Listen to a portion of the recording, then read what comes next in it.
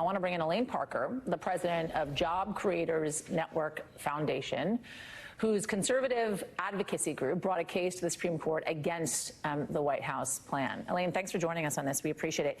You called this a great victory for the American people. But when you look at polling, half of Americans, if not more, support student loan forgiveness.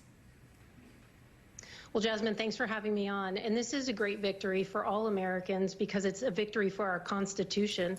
This was an egregious example of, probably the worst egregious example of executive overreach in the history of this country. The president didn't have the authority to create a program, a $400 billion program under the HEROES Act. But here's the thing. We agree with the administration, and we have said all along, we agree with the administration that there's a crisis. We're talking about $1.7 trillion. We just disagree with his solution. These students are being crushed under crushing debt, but we need to hold the real culprits responsible, and that's these unaccountable colleges and universities that are sitting on $700 billion in endowments, all the while increasing tuition at twice the rate of inflation on these students. If this program had gone through, Jasmine, this would have been a blank check to these colleges to continue increasing tuition at unsustainable rates. They need to be held accountable, not taxpayers. Average student loan right now, $37,000 plus.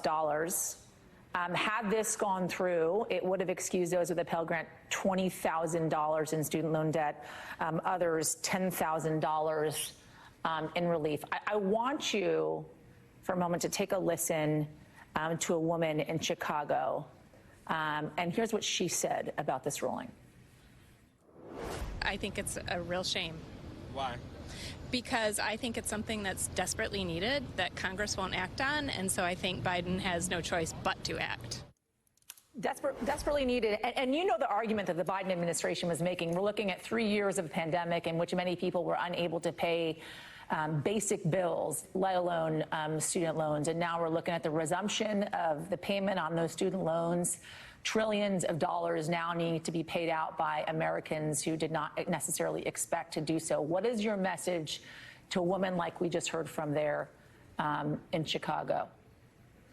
Look, the Senate Republicans actually introduced multiple pieces of legislation just last week that goes to address the real issue here. The underlying problem are these colleges and universities, and they have to address that. Otherwise, you're simply just dealing with one group of people right now. But if we don't deal with the underlying problem of these colleges and universities and unsustainable tuition, you and I are going to be sitting here 5 years from now, and the problem is going to be bigger and tuition is going to be higher. So why doesn't the president call up the Republicans and ask them to sit down and talk about how we solve this problem? Why don't we see congressional, bipartisan congressional hearings where we haul these college presidents into Congress, much like we did with the banking heads of banks during the financial crisis and the heads of the auto companies?